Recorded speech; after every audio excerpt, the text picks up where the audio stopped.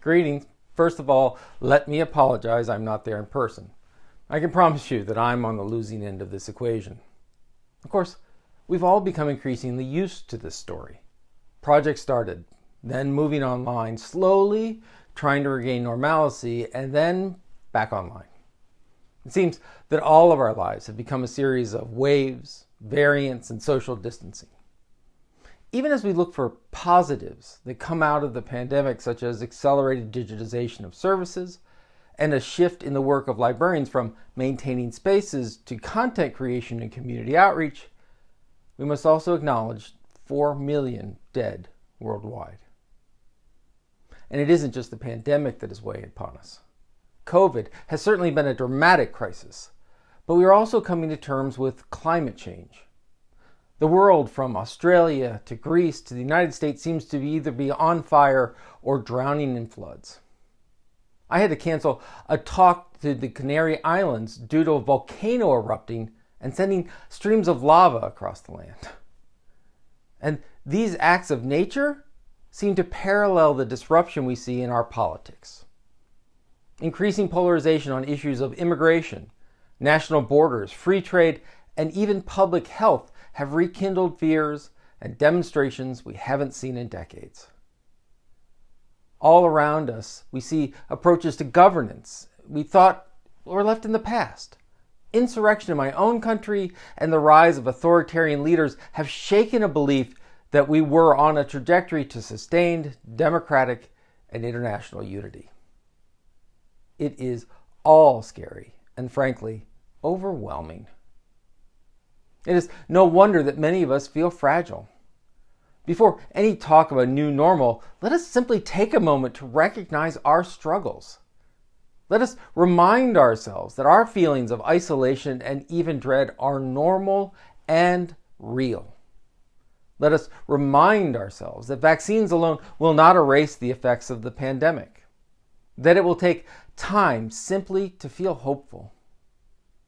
Let us recognize that gathering together, simply being in a room with a crowd, is a hopeful act and a sign of confidence, but also unnerving for many.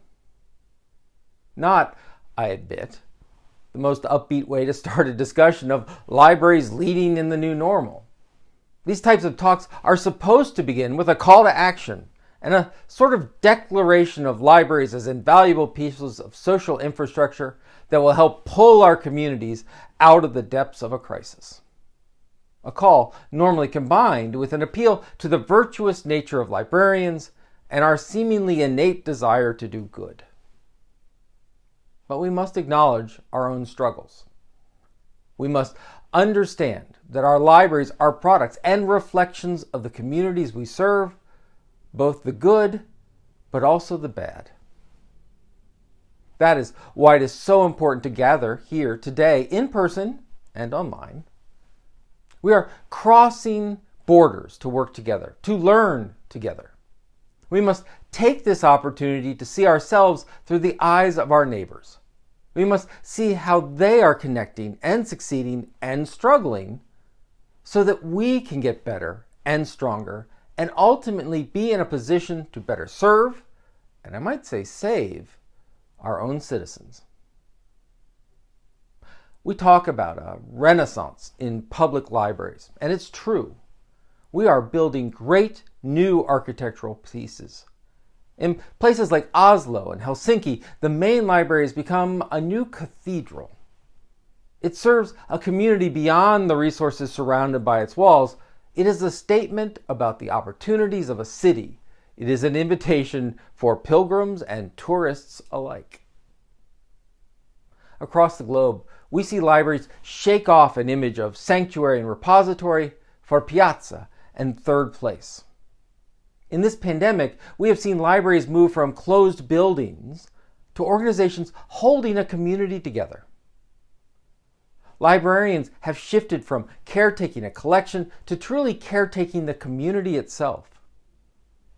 In Toronto, librarians called to the elderly to ensure their well-being and to provide a simple human connection.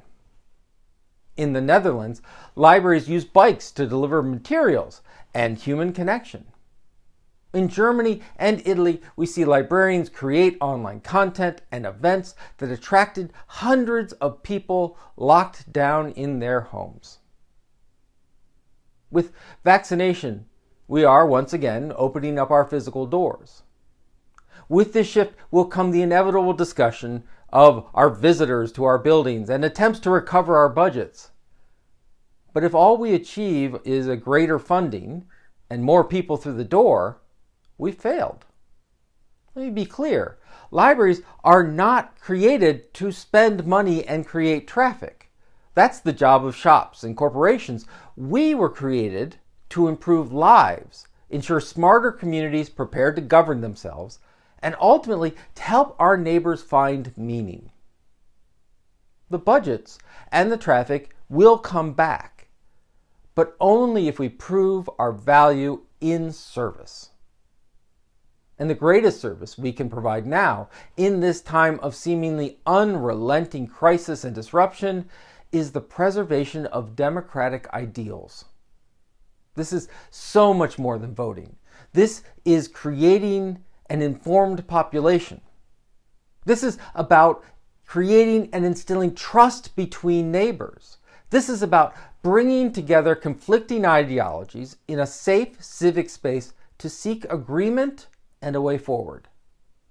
This is about countering conspiracy and disinformation with knowledge. This will take more than access to materials. It will take the newest core skill of a librarian, facilitation. Facilitation is the process of coming to agreement and sharing new perspectives. Studies have shown that believers in a false conspiracy will actually increase their mistaken belief when confronted with evidence. The key is in the word confrontation. Our job as librarians is not to confront the public, or worse, simply to ignore conspiracies and assume that good information will win out. No. Our job is to build a relationship and trust with all aspects of the community and use that trust to change minds and seek agreement. That is hard work. That is work that takes years and goes well beyond printing a poster or sharing a book club. But, and I can't stress this enough, libraries are one of the few civic institutions that can do this work across all aspects of a community. We can weave together improved education of the youth with training and research of the university, with the outreach of the nonprofit, with the work of industry, with the policies of government, with the experience of the retired, to create a new fabric of society. This is a grand view, I admit. This is a large responsibility to put on librarians shaken by a pandemic. But these days of massive challenges, climate, health, political polarization, call out for grand views. And I ask you, is it any grander than ideas like preserving cultural heritage of a nation? Is it any grander than spreading digital literacy to rural and urban populations alike? Can we do this quickly, particularly when acknowledging that we are imperfect agents of change? Can we change the world when too often we can't change our own organizations? I say yes. Because our organizations are simply platforms for and built by imperfect people. And by supporting each other and being transparent in our work, we can not only work toward a brighter and more hopeful future, but become role models in taking on the hard work and improving ourselves. So, what is our agenda moving forward? We must be advocates not only for our communities, but with our communities.